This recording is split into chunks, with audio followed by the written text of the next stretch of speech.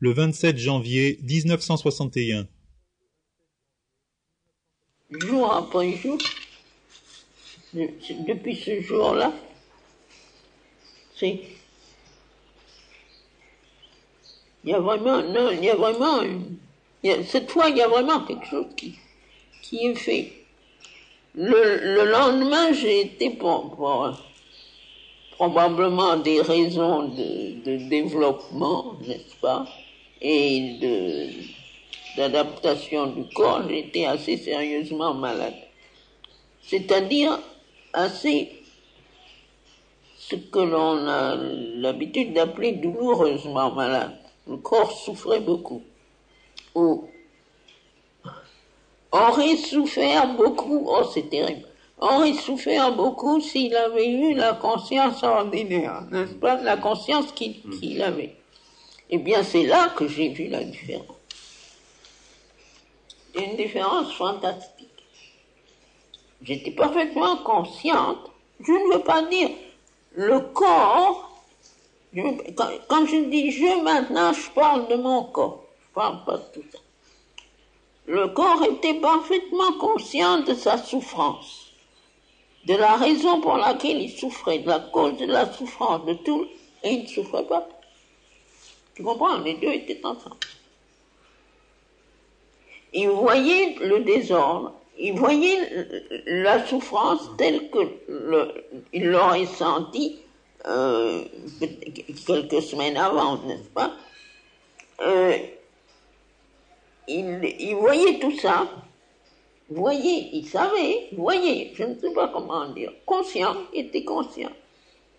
It was aware. Tu comprends? Et il ne souffre pas. Et les deux étaient absolument simultanés. Et alors une sorte de connaissance très précise de tous les mécanismes intérieurs comme ça, pour toutes les choses. Et ce qu'il va les faire matériellement, et ça c'est en train de se développer comme une fleur s'épanouit. Tu sais quand on voit un pétale qui s'ouvre, puis après un autre, et puis ça prend du temps. Non, c'est un procédé comme ça. C'est la même chose pour le pouvoir. J'ai eu une chose, justement, c'était hier, je crois, une chose intéressante, une expérience. Toutes ces expériences viennent comme pour me montrer et me prouver la différence, le changement. Quelqu'un a eu un rêve me concernant, qui lui avait été insufflé, pour ainsi dire, par des forces adverses, pour des raisons précises. Tout ça, je n'entre pas dans les détails. Cette personne était très affectée. Et elle a écrit le rêve et me l'a donné. Alors je l'ai emporté comme d'habitude, et puis j'ai su qu'il fallait que je le lise tout de suite. Alors j'ai lu. Alors j'ai vu, n'est-ce pas, mais avec une clarté, une précision, une exactitude, toute la chose exactement, comment ça avait été fait, comment le rêve a été produit, l'effet que le rêve avait eu, tout le fonctionnement de toutes les forces comme ça. Et alors au fur et à mesure que je lisais et que ça se déroulait, je faisais à son égard, elle était là, je faisais à son égard ce qu'il fallait pour défaire ce que les autres avaient fait. Et puis à la fin, quand j'ai eu fini, que j'ai dit, j'ai expliqué tout, quoi, n'est-ce pas, ce que c'était, ce qu'il fallait faire. Alors il est venu en moi quelque chose de si définitif. Je ne peux pas dire cette espèce d'expérience-là, c'est ça que j'appelle la différence du pouvoir. Quelque chose de définitif. j'ai pris la lettre. Et alors, j'ai dit quelques mots que je ne répéterai pas, n'est-ce pas? J'ai dit, tu vois, c'est comme ça. Voilà pour ça. Alors, j'ai déchiré une première. Tu vois pour ça. Voilà pour ça. Et ainsi de suite, j'ai fait 4, 5 fois. Et la 5e fois, j'ai dit que leur pouvoir est détruit. Mais ce sont des choses que j'ai faites avant. C'est une connaissance que j'avais. Et quand je les faisais, ça avait toujours son effet. N'est-ce pas? Ce n'était pas, je ne passe pas de l'impuissance à la puissance, c'est pas du tout la même chose. Mais c'était cette espèce de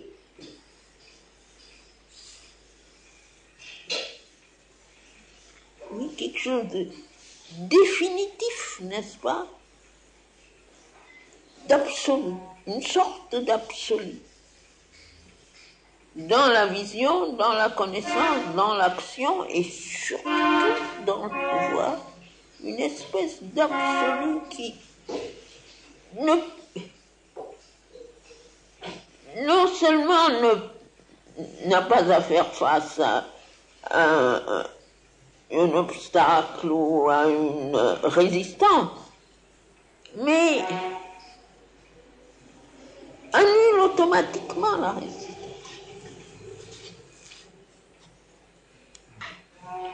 Alors là, j'ai vu qu'il y avait vraiment quelque chose de changé.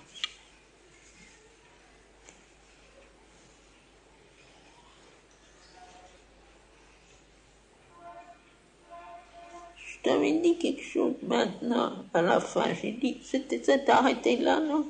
Non, ça continue encore. Non. À propos de la puissance de la volonté. Non. Oui. Non, t'es pas. Hein? J'ai pas dit ça. T'as parlé d'une toute puissance. Je ne suis pas sûre, figure-toi, parce que hier, j'ai vu Ravindra.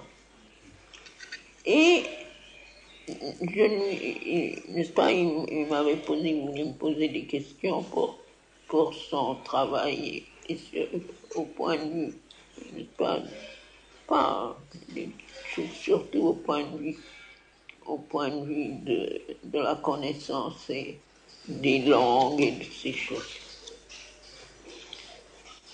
Et alors, ça m'a mis en rapport avec. Tu sais que c'est un érudit hindi et des vieilles traditions et tout ça. Ça m'a mis en rapport avec tout ce monde. Et alors j'ai commencé à lui parler un peu de ce que j'ai dit ici, de mon expérience du Veda. Et alors, tout d'un coup, de la même façon que je te dis, quand je me suis mis en rapport avec ça, c'est comme s'il y avait tout un domaine qui s'ouvrait, tout un champ de connaissances au point de vue des langues, du verbe, n'est-ce pas, de la vibration essentielle, de celle qui pourrait reproduire la conscience supramentale. Tout ça, c'est devenu clair, lumineux, indiscutable. Malheureusement, il n'y avait pas de micro. J'ai parlé en anglais. Il n'y avait pas de micro. Il a bonne mémoire, mais je ne sais pas s'il pourra regarder tout ça. Mais ça, c'était au point de vue, c'était au point de vue du verbe, du premier son, n'est-ce pas? Ce dont Sri Aurobindo parle dans sa vitrine, le verbe essentiel. Le verbe essentiel et comment il pourra s'exprimer et n'est-ce pas, comment ça va amener la possibilité de l'expression supramentale en remplaçant les langages. Je lui avais commencé par lui parler des différentes langues, de leurs limitations, de leurs possibilités, n'est-ce pas que... Et je l'avais mis en garde, n'est-ce pas, contre les déformations qu'on donne aux langues avec l'idée que ça va les rendre plus souples pour exprimer quelque chose d'autre. On dit que tout ça c'était tout à fait ridicule, que ça ne correspondait pas du tout à la vérité. Et je lui ai expliqué tout ça. Et puis après, petit à petit, monter comme ça. Alors là aussi, hier, j'ai eu cette expérience. Tout un monde de connaissances et de conscience et de certitude, n'est-ce pas? Il n'y a aucune possibilité de contradiction, de discussion, d'opposition. Ça n'existe pas. Ça n'existe pas. Et le mental absolument silencieux. Tiens, un autre petit exemple de quelque chose. Tu sais, ces photographies, n'est-ce pas, que j'ai distribuées le 21. Alors, Amrita m'avait dit, je vais les envoyer à Pandiji. Je lui ai dit, non, c'est pas la peine. Le 21. Le 21 était une journée terrible.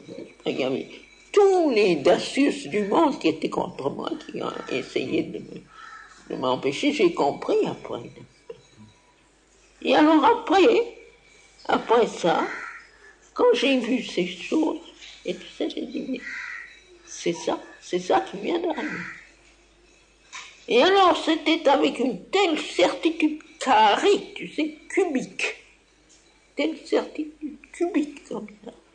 J'ai dit, je suis descendu après ma nuit, je suis descendu ici pour le balcon, j'ai dit à Amrita, vous pouvez envoyer aujourd'hui le folder, sans une explication, sans un mot, sans rien, avec le sentiment d'une certitude. C'est cette espèce de chose définitive et absolue. C'est comme ça. Et ça, c'est un changement. Ça, c'est un changement. Vraiment un changement.